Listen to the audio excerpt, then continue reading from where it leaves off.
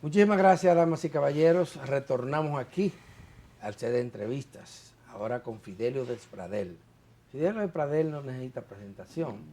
Él fue uno de los comandantes de la Revolución de Abril de 1965 y es un dirigente de izquierda que viene de muchos años atrás, de los cofundadores del movimiento revolucionario 14 de junio. Y desde entonces hasta ahora tenía una militancia sin pausa. Fidelio, mi reverencia ante tanta persistencia en sus ideas. Eso Bueno, era, la invitación está hecha porque hoy es 28 de abril. abril. sí, Y un día como hoy, el país comenzó a recibir a 42.000 marines de los Estados Unidos que vinieron a ponerse del lado de los golpistas exactamente. que enfrentaron al pueblo dominicano. Cuéntenos un poco. Yo siempre he planteado que abril fue una revolución triunfante en el sentido siguiente.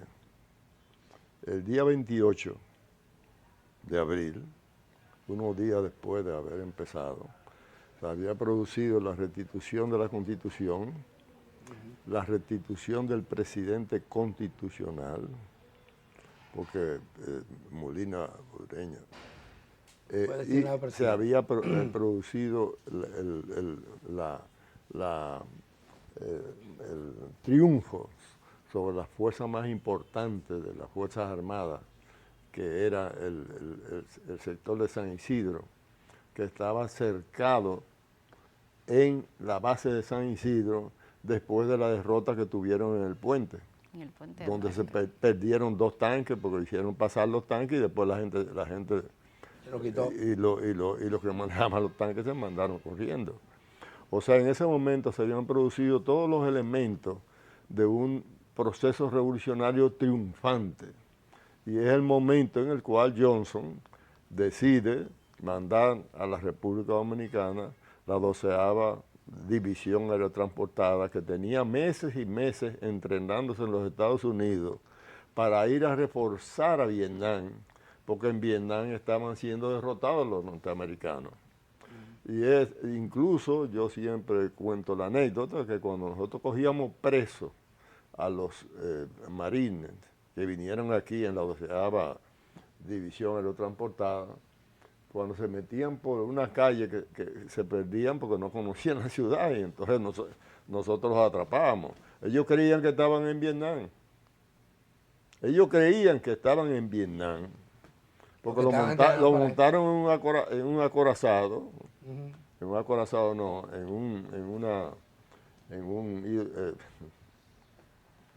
acorazado. Un barco, eso es. No, un portaaviones. Portaaviones. Y lo trajeron aquí.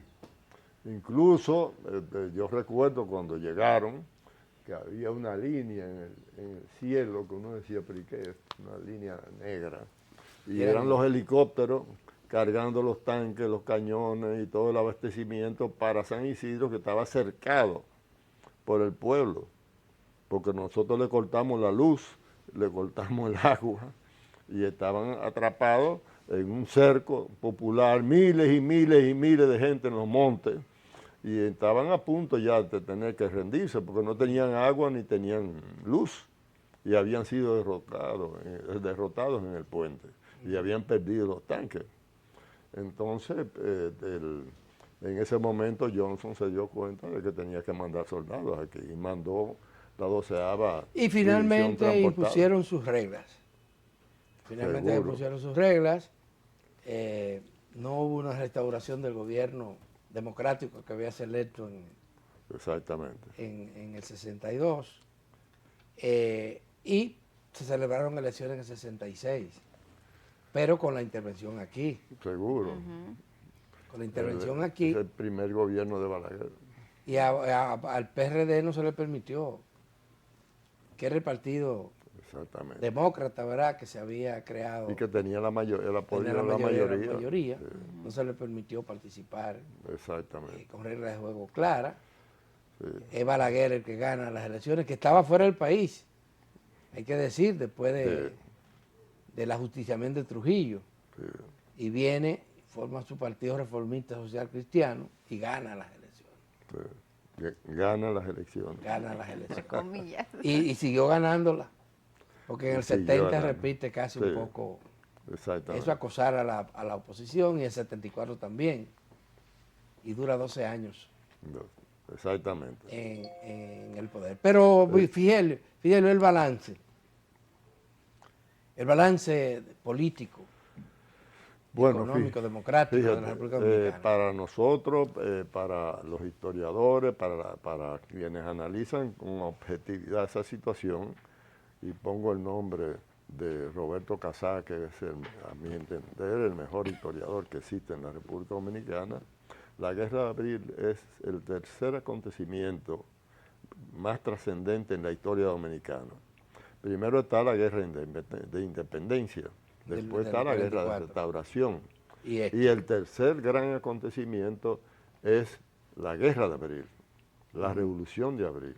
Revolución que ya el 28 había prácticamente triunfado.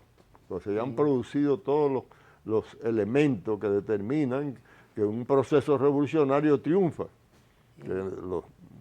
Pero la izquierda con frecuencia atribuye victoria donde otros sectores ven derrota. El caso del 65, el caso mismo de todas esas luchas posteriores que se desarrollaron aquí. Pero el régimen que ha combatido la izquierda, el régimen capitalista, se ha fortalecido, ha crecido, y tiene hoy instituciones muy fuertes, incluyendo los propios partidos políticos del sistema. Mientras que los grupos de izquierda, propiamente partidarios, cada vez tienen menos peso en la sociedad dominicana. Han cometido y hemos cometido muchos errores en ese proceso. Sería muy largo uno tratar de enumerar esos procesos y los errores que se cometieron en esa situación. Pero en la República Dominicana todavía están pendientes el cambio democrático.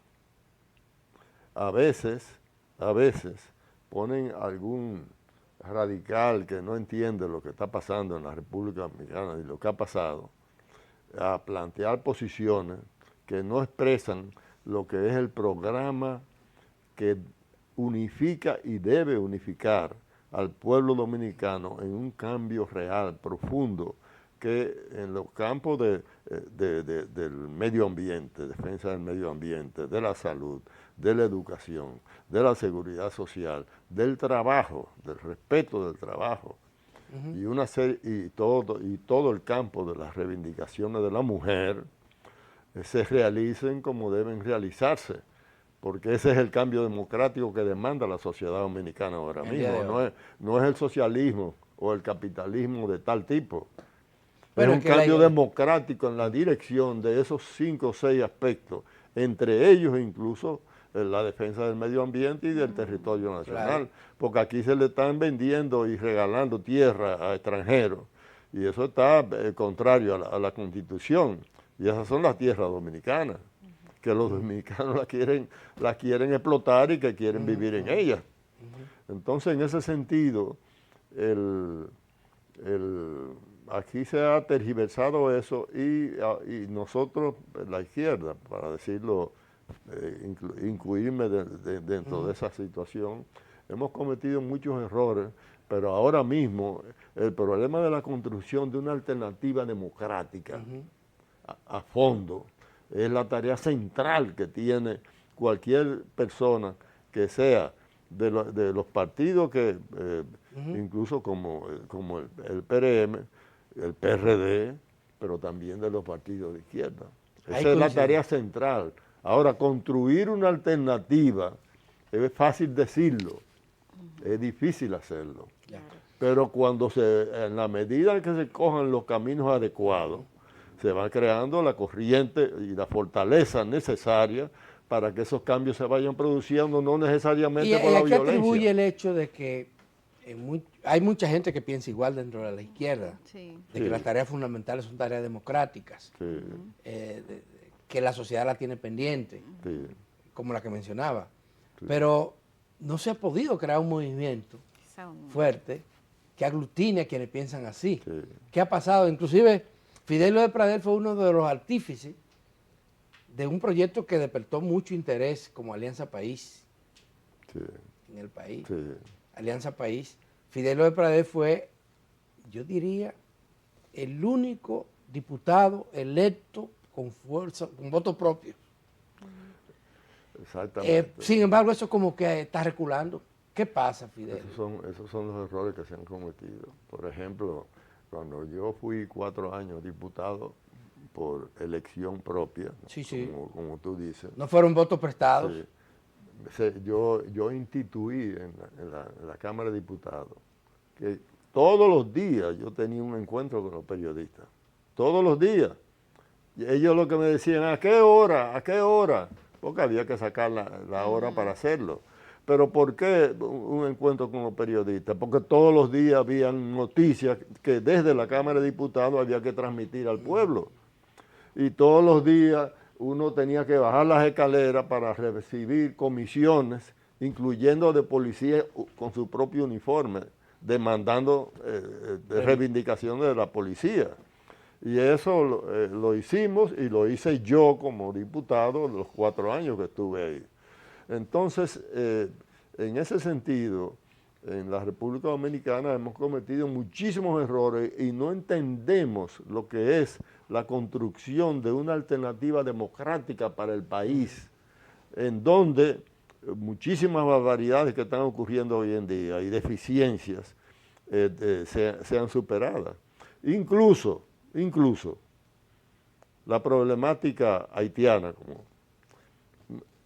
nosotros tenemos que aportar una solución para esa visión, que no sea el odio entre los dominicanos y los haitianos, pero sí el respeto a la soberanía dominicana, en ese sentido. Y es relativamente fácil plantearlo, pero la propaganda ha creado una situación que hace muy difícil, crea un obstáculo en el medio de esa situación. El tema ni siquiera discutir ahora. El tema casi no se puede discutir. Yo lo con sinceridad, con franqueza. Yo lo planteo porque los revolucionarios deben tener la valentía de plantear las posiciones que creen correctas. Incluso yo me encontré aquí, en la antesala, con este muchacho, el que dirige este movimiento ahora. La vieja orden. ¿Cómo que se llama? Antigua orden. Sí, ahí. Y le dije, mira, yo quiero tener una conversación profunda contigo sobre esta situación. Bueno. Porque se da el caso de que el gobierno no castiga lo que hacen los constructores multimillonarios, algunos que han sido traficantes de droga y tienen muchísimos millones y construyen grandes edificios, que trancan a los haitianos, los reciben, los trancan ahí, los dejan dormir en el edificio, incluso a muchos que han acumulado un salario de 6 meses, llaman a la policía y la policía se lo lleva preso y los elementos se quedan con el dinero de los haitianos. En otros casos le pagan la mitad del salario que le tienen que pagar a un trabajador dominicano. El propio gobierno usa la mano de obra haitiana para construir. Para todas las obras. Las obras que hace. Exactamente. Ahora, ¿cuál es la trampa, Fidelio? Y es lo que no ha entendido nadie, bueno, a nivel político. La trampa es que no es el constructor el que contrata a esos haitianos. Hay empresas suplidoras de servicios que son las que lo contratan y lo hacen de manera temporal para no tener que incorporarlo al régimen de seguridad social. Seguro. Y si tuvieran documentado y tuvieran documentos, es decir, permiso para estar aquí, hay que asegurarlo obligado porque la ley lo dice. Entregarle un documento transitorio. Pero no se lo niegan, el Estado se lo ha negado reiteradamente. Seguro, pero eso es y me duele decirlo ahora en el gobierno que tenemos, es una complicidad con los constructores. Con los constructores porque también se da en la agricultura. Consiguen personas que trabajan por la mitad del salario que los dominicanos tienen por derecho. No, pero eso no es tan así, Fidelio. Eso es más un mito que otra cosa. El ahorro está, ¿tú sabes en qué? En el 30% que hay que pagarle a un dominicano que trabaje por la seguridad social. Un 30% que va para los seguros de salud, seguros de riesgos laborales y seguros de vejez. que a los haitianos no se les paga. No se les Entonces, paga. un 30%. No, y además hay un problema en el salario. Sí, pero es que Porque- el salario es bajo porque hay mucha mano de obra, pero no es tan bajo. No es tan bajo, Sí. ya no es bajo. Porque tú no vas a encontrar en la agricultura, aunque diga el Ministerio de Trabajo que el salario mínimo son 550 pesos por día, tú no vas a encontrar nadie, ningún haitiano te lo hace por eso. Y págale 1000. Si el problema no es ese. Sí. Ahora, ese haitiano no está asegurado.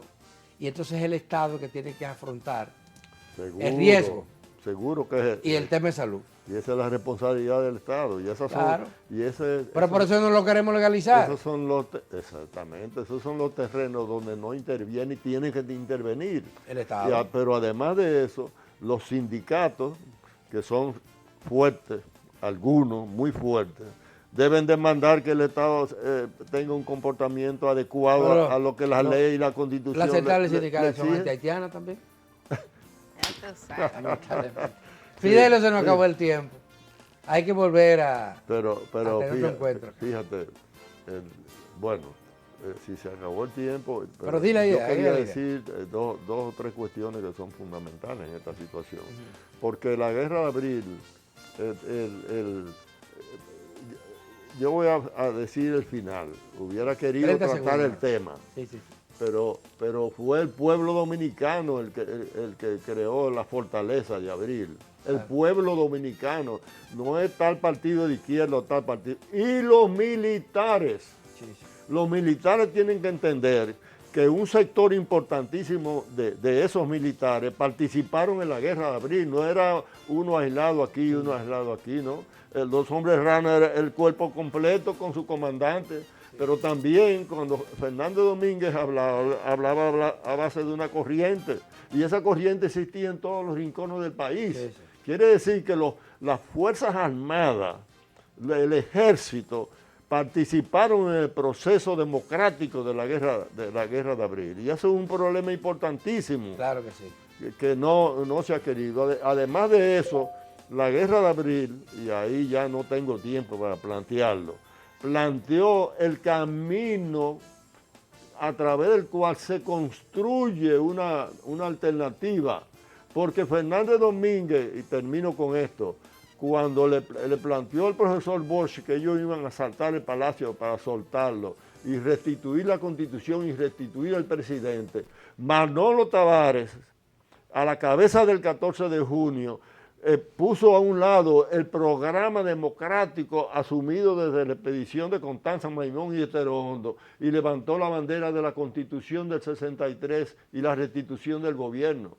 Quiere decir que el 14 de junio y otras fuerzas de izquierda, que era el partido más poderoso de izquierda del país, asumió esa bandera, la misma bandera de Fernández Domínguez cuando quiso asaltar el palacio para soltar a Bosch y restituir la Constitución. Los militares tienen que entender eso y nosotros tenemos que entenderlo. Muy bien. Que no solamente cuando yo digo pueblo, fue el pueblo como la gente lo entiende. Los militares son parte del pueblo. Claro que sí. Claro. Y una parte importante de ellos participaron en el proceso de abril.